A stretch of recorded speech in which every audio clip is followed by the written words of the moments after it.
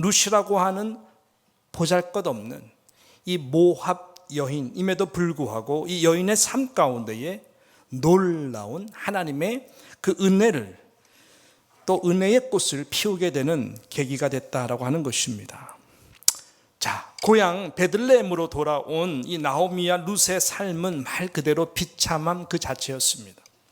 아무것도 할 수 있는 일이나 능력이 없는 상황이었습니다. 어떻게 보면은 베들레헴으로 돌아올 때 여러분 기억하십니까? 나오미가 한 말, 사람들에게 말했던 것과 같이 나를 더 이상 기쁨, 행복이라는 나오미라고 부르지 마라. 나를 이제는 슬픔, 쓴 아픔, 그리고 저주를 상징하는 마라라고 부르라. 그만큼 나오미의 깊은 가슴 속에는 이런 마음이 있었던 것이죠. 남편 엘리멜렉 따라갔는데 남편 엘리멜렉 이름의 뜻 하나님은 나의 왕이시다라고 하는 삶과는 전혀 다른 모압 드림을 위하여 살기 위하여 갔던 그 남편, 결국 하나님께서 그의 생명을 걷어가시고 우상과 제가 득실거리는 모압 땅에서 의지할 것이 아들들이었는데 그 아들 둘마저 다 하나님이 걷어가시고, 이러한 잘못된 선택에 대한 그것에 대하여 자신이 벌을 받는다고, 하나님으로부터 벌을 받는다고 생각하고 있었던 것입니다. 이런 유의 생각으로 사로잡힌 이 나오미는 집에서 나오기를 거부한 것이죠. 영적 음지에서 자신의 삶을 한탄하고 지냈던 것 같습니다. 요즘 우울증 이야기를 많이 하는데 여러분, 우울증이 무엇일까요? 어떻게 보면은 우울한 그늘 밑에서 이 마라의 스피릿을 가지고, 그런 감정을 가지고 한탄하며 사는 자들이 우울증 환자가 아니겠습니까? 나는 아무것도 할 수 없어. 뭐를 한들 나한테 그게 어떤 의미가 있지? 나는 아무 의미가 없어. 산다는 자체가 그래. 삶의 무게가 너무나 무거워서 견딜 수가 없어. 나를 아무도 알아주는 사람이 없어. 나는 이 세상에서 전혀 필요 없는 무가치한 존재야. 그래서 나는 슬퍼. 나는 우울해. 상처투성이야. 의욕도 없어. 그 무엇도 나를 기쁘게 해줄 수 있는 것은 이 세상에 아무것도 존재하지 않아. 등등등등등등. 이 마라의 스피릿을 가지고 계속해서 자신을 생각하는 것이죠. 자신이 하나님의 이미 은혜를 입은 나오미, 하나님의 기쁨, 하나님의 행복임에도 불구하고 계속해서 마라라고, 모든 상황이 그렇기 때문에 자신을 마라의 영으로 생각하고 그 생각에 몰입되어서 끊임없이 헤어져 나오지 못하는 있는 그 상태, 그것입니다. 여러분은 어떠세요? 혹시 여러분 가운데에도 이러한 마라의 생각 가운데에 사로잡힌 분들이 계십니까? 그럼 여러분은 영적 음지에서 이 우울증 증상 같은 것들이 아마 있을 수도 있을 것 같아요. 여러분, 성경은 하나님의 자녀들에게는 이 부분을 철저히 부인합니다. 사도 바울이 감옥에 갇혀 있어도 항상 기뻐하라. 내가 다시 말하노니 기뻐하라. 마라의 스피릿이 아니라 나호미라고 하는 이 이름의 스피릿으로 살아가기를 예수 그리스도 안에서 하나님은 원하시는 것입니다.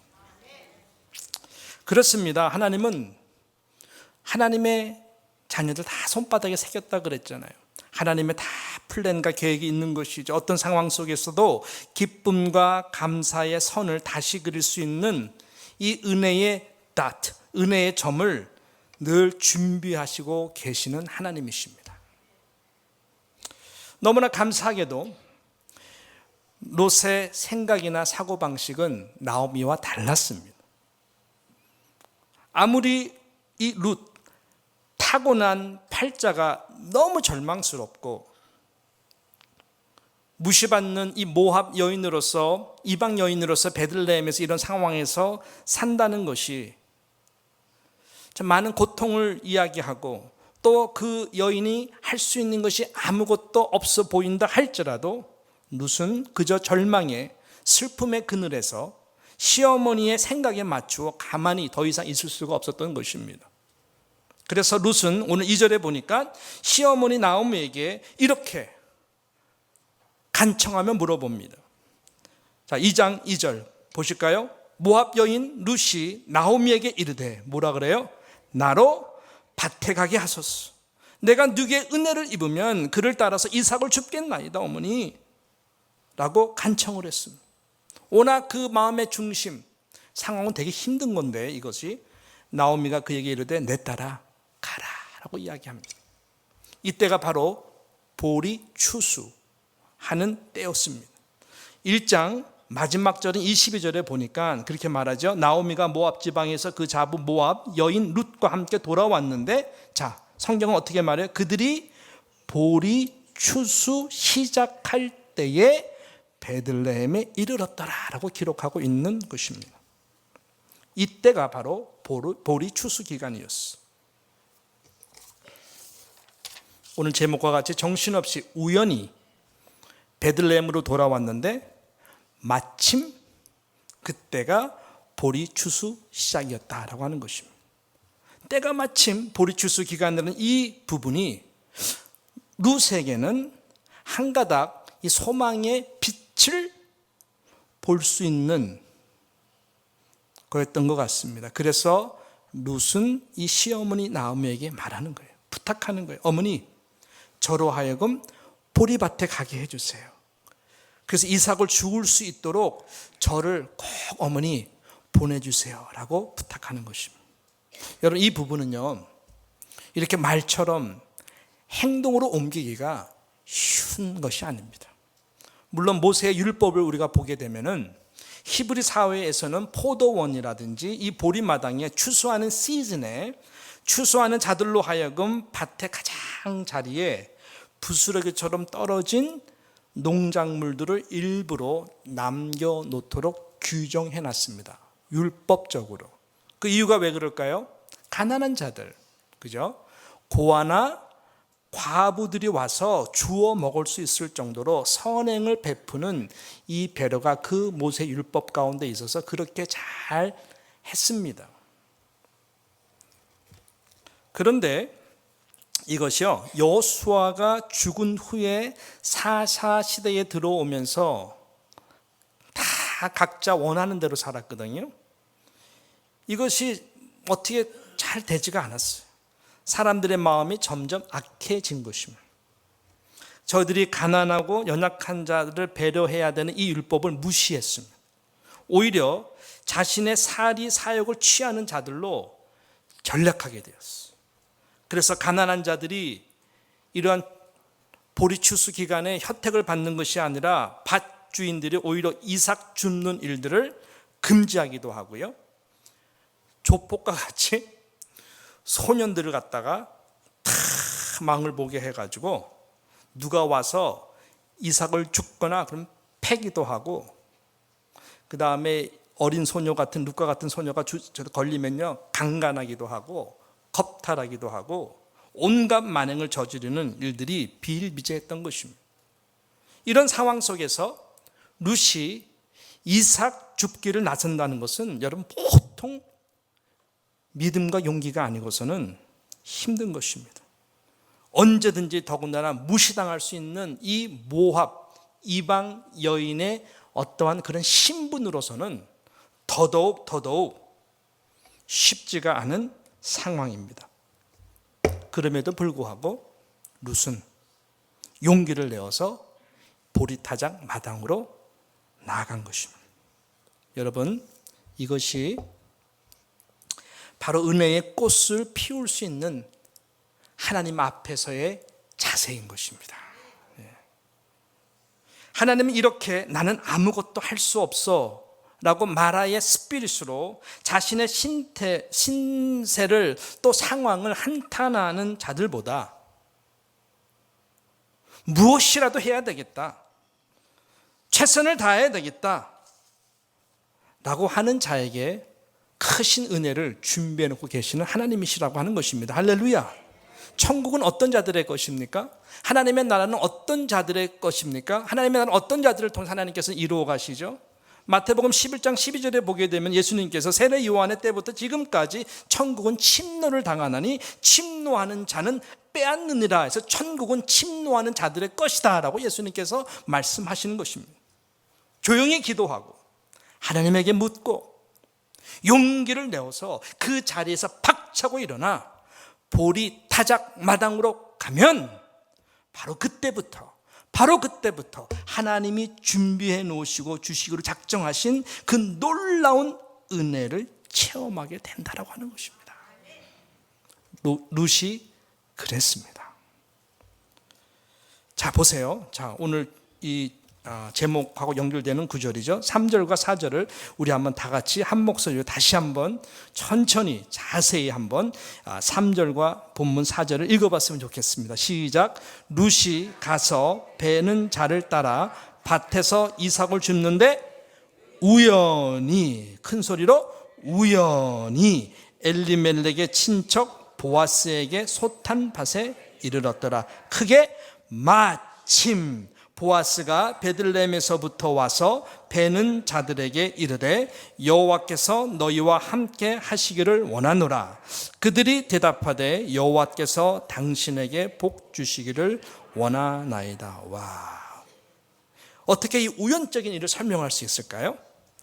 3절에 보니까 룻이 가서 베는 자를 따라 밭에서 이삭을 줍기 시작하는데 어떻게 해요? 성경은 우연히 어디 가게 됐어요? 어디까지 들어가게 됐어요? 엘리멜렉의 친척 보아스에게 속한 이 밭에 가게 된 거예요. 룻이 알고요? 아니에요. 믿음으로 행동하다 보니까 하나님이 우연히 마치 한 것처럼 이 보아스에 속한 밭으로 가게. 근데 4절에 기가 막히게 뭐예요? 마침. 드라마도 이런 드라마가 없죠. 마침 보아스가 베들레헴에서부터 와서 그 자리에 있게 된 거예요. 할렐루야. 예. 하나님은 이렇게 하나님의 일을 우연과 같이, 우연과 같은 일을 통해서 마침으로 늘 연결하여 역사하시는 하나님이신 것입니다. 그래서 우리 모든 하나님의 자녀에게는 우연이라는 것은 없죠. 우연이라는 것은 절대 있을 수가 없죠. 그러나 마치 우연히 일어난 것처럼 하나님은 일을 하시고 역사를 하십니다. 그러나 그 우연이 마침 하나님이 준비하신 여호와 일의 하나님의 역사를 이루시는 것을 알도록 해주시는 것입니다. 여러분, 이것은 단지 룻에게만 일어난 우연과 마침의 역사만이 아니었습니다. 보아스도 마찬가지였어요. 보아스에게도 일어난 일이었습니다. 보아스는 오늘 본문에 보니까 이미 나오미에 대한 이야기, 또 나오미에게 너무너무 잘한 이 며느리 룻에 대한 이야기를 다 이미 알고 있었어요. 다 이미 듣고 있었던 것이, 그래서 언젠가 기회가 되면은 한번 가서 꼭 배워야 되겠다 생각을 이미 하고 있었던 것이었습니다. 그가 우연인 것처럼, 그래서 우연히 자신의 보리타작 마당에 왔다가 마침 당신의 마음에 생각하고 있었던 이 궁금했던 룻을 보게 된 것입니다. 5절에 보니까 맨 처음에는 몰랐죠. 근데 여러 소녀들도 있고 소년들이 있는데 왜 유독이도 이 룻이라고 하는 이 소녀에게 집중이 가냐고요. 그죠? 그래서 5절에 보니까 일하는 사원에게 뭐라 그래요? 이는 네 소녀냐? 이 보아스가 이 룻에게 집중이 된 거예요. 이는 네 소녀냐? 마치 이 소녀에게 누군가 관심 있게 물어봤는데, 이 소녀가 누구라고요? 한번 꼭 보고 싶었던 바로 룻이었다고 하는 것입니다. 여러분, 이 우연과 만남으로 연결되는 이 우연과 만남을 통해 이 룻은 하나님의 놀라운 위로와 격려를 받게 됩니다. 자, 8절과 9절을 보십시오. 보아스가 너무너무 놀랐어요. 그러면서 그 룻을 보면서 어떻게 말을 합니까? 8절 9절 보아스가 룻에게 이르되 내 딸아 들으라. 딸로 바뀌었어요. 나오미가 이 룻에게 내 딸아 그래 그렇게 가라. 유일하게 당신을 사랑해서 딸이라고 부르는 자가 나오미 외에 한 사람이 더 생긴 것입니다. 그만큼 보아스의 마음에는 마치 딸과 같은 그 사랑의 마음이 일어난 거예요. 그래서 내 딸아, 그죠? 얼마나 다정한 소리입니까? 여러분, 재력 있고, 이 보아스라는 뜻이 힘이 있다라는 거거든요. 재력 있고 신앙 있는 사람이 부드럽게 이러면요, 진짜 남자지, 그죠? 진짜 남자지. 얼마나 멋있어요. 그래서 보아스가 룻에게 이르되 내 딸아 들으라. 얼마나 젠틀해요. 이삭을 주우러 다른 밭으로 가지 말며 여기서 떠나지 말고 친구를 만들어줘요. 나의 소녀들과 함께 있으라. 너 보니까 되게 그동안에 고독하고 시어머니만 모시느라고 외로운 것 같은데, 자, 우리 좋은 소녀들이 있으니까 여기서 같이 지내라. 그들의 베는 밭을 보고 그들을 따르라. 내가 그 소년들에게 명하여 어떻게 해요? 너를 건드리지 말라 하였느니라.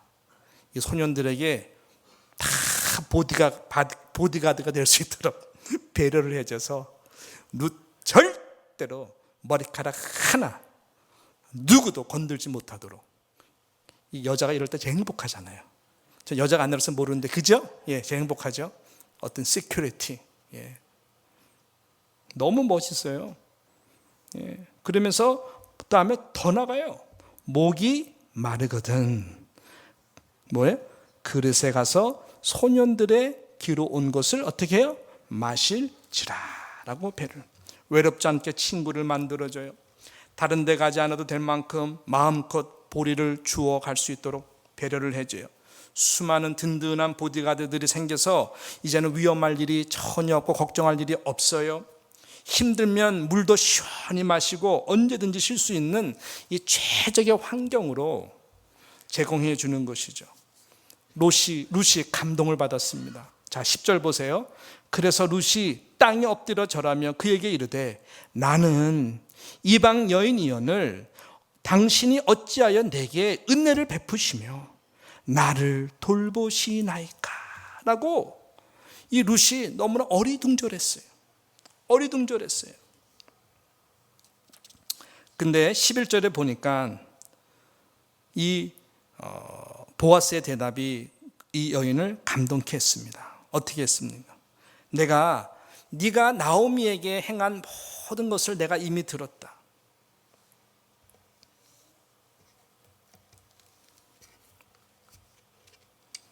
그러면서 이 여인에 대해서 칭찬을 하고 보아스가 이 룻을 높이는 것입니다. 얼마나 이 룻이 격려를 받았을까요? 근데 저는 이 11절을 보면서 어떤 통찰력을 받았냐면 보세요. 11절 보니까 보아스가 그에게 대답하여 가로되 내 남편이 죽은 후로 내가 시모에게 행한 모든 것과 내 부모와 고국을 떠나 전에 알지 못하던 백성에게로 온 일이 내게 분명히 들렸느니라. 그 분명이라는 것은 네가 한 행동과 모든 마음의 중심이 정말 이 나오미가 감동할 정도로 어머니를 사랑해서 네가 한 행동이라는 것을 내가 이미 잘 들었다. 감동이 될 정도로 잘 들었다라고 하는 것입니다. 그러니까 이 말씀을 보게 되면은 이 룻이 어린 소녀에도 불구하고 이 보리타작 마당에 와가지고 목숨을 걸고 이렇게 한 모든 행위가 이 룻을 위해서가 아닌 것이죠. 이 나오미라고 하는 시어머니가 너무너무 안쓰러웠어. 제대로 드시지도 못하고 우울한 그늘 가운데에 자신을 말하라고 생각하고 한탄하며 지내는 그 어머니가 너무너무 가슴 아파서 어머니에게 조금이라도 기쁨이 될까, 그 행복이 될 수 있을까, 그 이름 나오미가 다시 회복될 수 있도록 내가 할 수 있는 일이 무엇일까 등등 생각해서 이 룻이 그렇게 한 것입니다. 그러니까요, 사랑으로 하는 것은 언젠가는 다 드러나게 돼 있어요. 하나님이 드러나게 해주시고 그 드러난 것을 통해서 하나님은 은혜로 갚아주시는 하나님이시라고 하는 것입니다. 야, 내가 적은 소자에게 냉수 한 그릇 베푼 것이 곧 내게 한 것이야. 아무도 알아주지 못해도 우리 주님은 그 마음의 중심을 보시고 다 알아주시는 분이시라고 하는 것입니다. 그렇습니다. 사랑이었어요. 아무리 시어머니가 야, 너 모압 땅에 있어, 베들레헴 가면 고생해, 너 모압 여인이고 이방 여인이라서 온갖 무시당해, 내가 살면 얼마나 더 살겠니, 너는 네가 할 길 가, 아무래도 네가 모압에 있는 게 훨씬 더 나아. 아니에요 어머니, 아니에요 어머니라고 파고들면서 베들레헴으로 온 것은 내가 잘 살기 위해서 온 것이 아니죠. 어머니를 사랑해서 온 거예요. 고독한 어머니에게 위로가 되기 위해서 이 룻이 와서 한 것이죠. 이런 마음과 아름다운 마음과 자세를 여러분 이 보아스가 너무나 잘 알고 있었던 것이에요.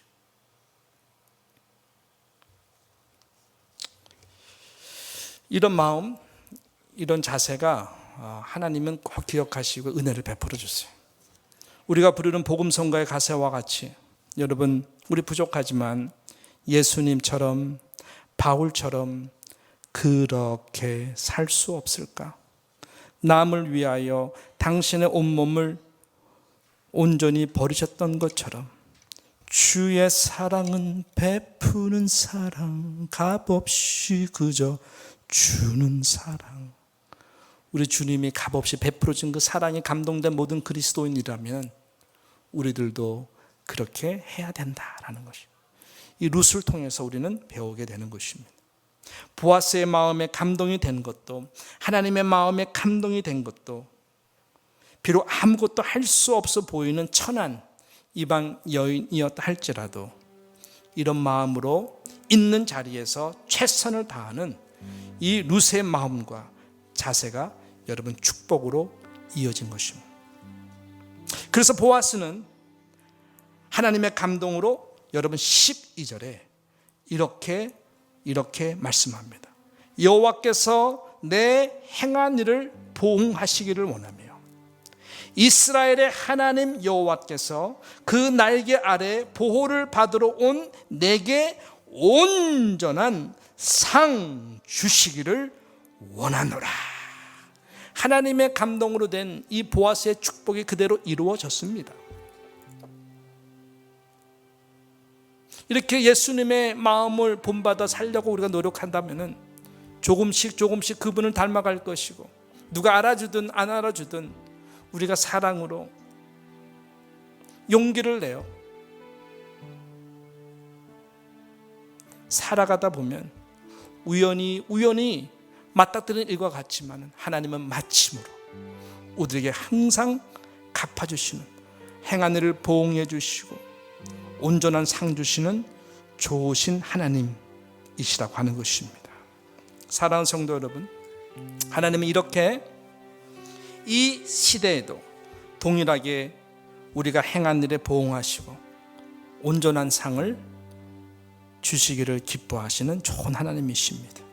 하나님은 이 룻의 스토리가 예수 그리스도 안에서 그분의 영으로, 그분의 마음을 품음으로 저와 여러분들의 스토리가 되기를 원하시고 일하시기를 원하십니다. 우연의 자리로 나오셔야 됩니다. 나는 상처받았어, 나는 할 수 없어라고 하는 마라의 영을 물리치셔야 됩니다. 나보다 더 힘든 영혼들을 생각해서 우리는 일어나야 됩니다. 내가 목숨 걸고 최선할 수 있는 그 우연의 자리로 나가야 되는 것입니다. 그러면 우리 하나님은 그 우연의 자리에서부터 주님이 준비하신 마침내의 은혜로 함께 역사하시는 것입니다. 여러분, 이 하나님을 우리의 삶 가운데에 만나시기를 축복합니다. 저에게 있어서 사역적으로 이거는 불가능하다, 정말 좌절할 수밖에 없고 이것까지 내가 어떻게 감당을 해라고 한탄할 수 있는 시간의 때가 있었습니다. 척박한 인도네시아 땅 가서 사역할 때 참 외로웠어요.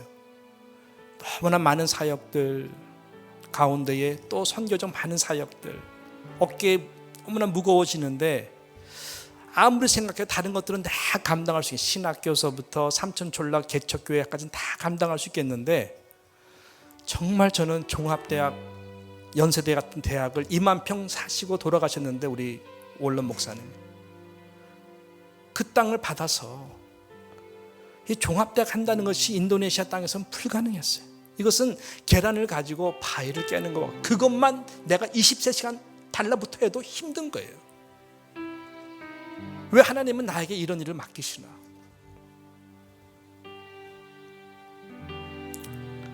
할 수 없다라고 하는 그늘 밑에서 충분히 앉아서 안 할 수도 있었어요.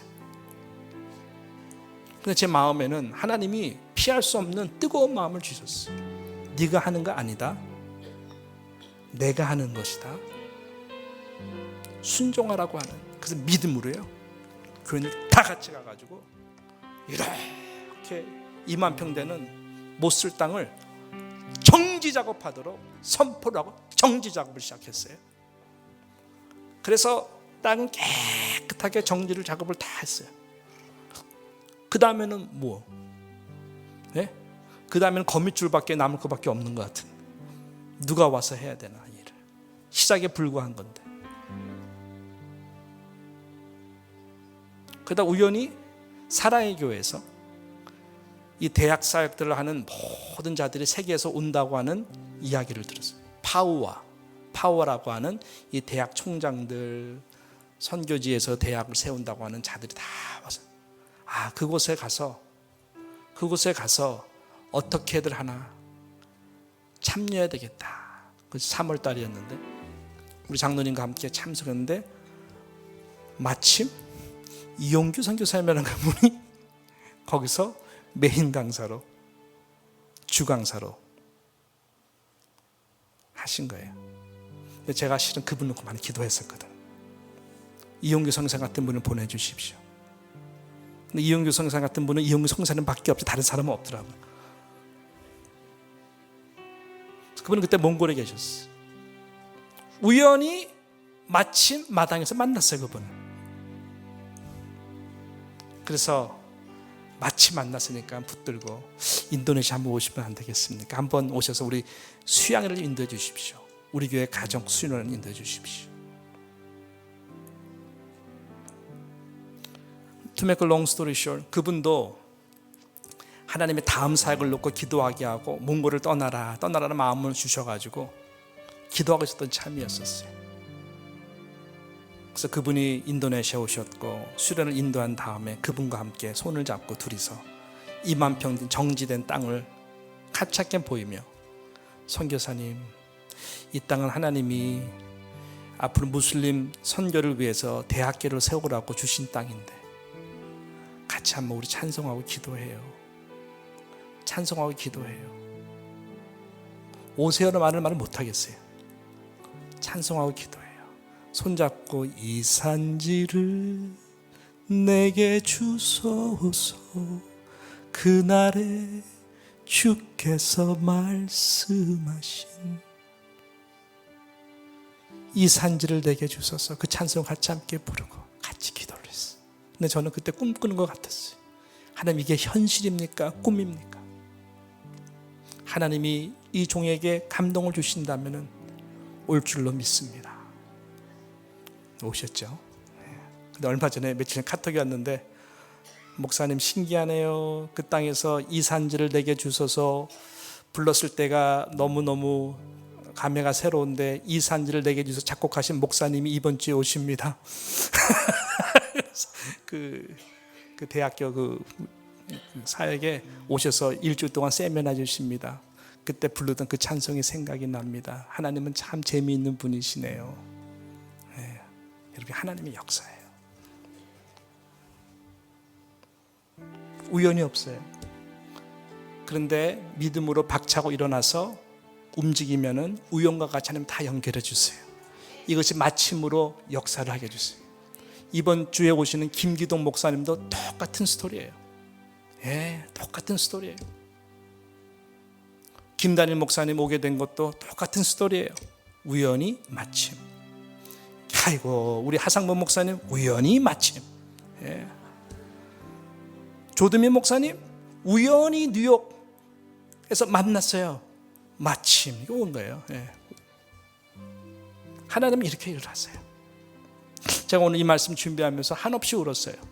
그래 우리 하나님은 우연을 마침으로 일하신 하나님이시. 예. 항상 사역에는 도전이 있어요. 모든 것이 불가능해 보이니까. 그렇지만 우리가 믿음을 가지고 이 우연을 마침으로 늘 일하시는 그 하나님을 신뢰하고 함께 우리가 믿음의 마음으로 모아서 보리타작으로 나가서 최선을 다하며 하나님은 이렇게 우리에게 보응해 주신 하나님인 줄로 믿습니다. 여러분의 믿음이 이러한 하나님의 은혜를 경험할 수 있는 그러한 믿음으로 우울해하지 말고 최선을 다할 수 있는 저와 여러분 되시기를 주님의 이름으로 축복합니다.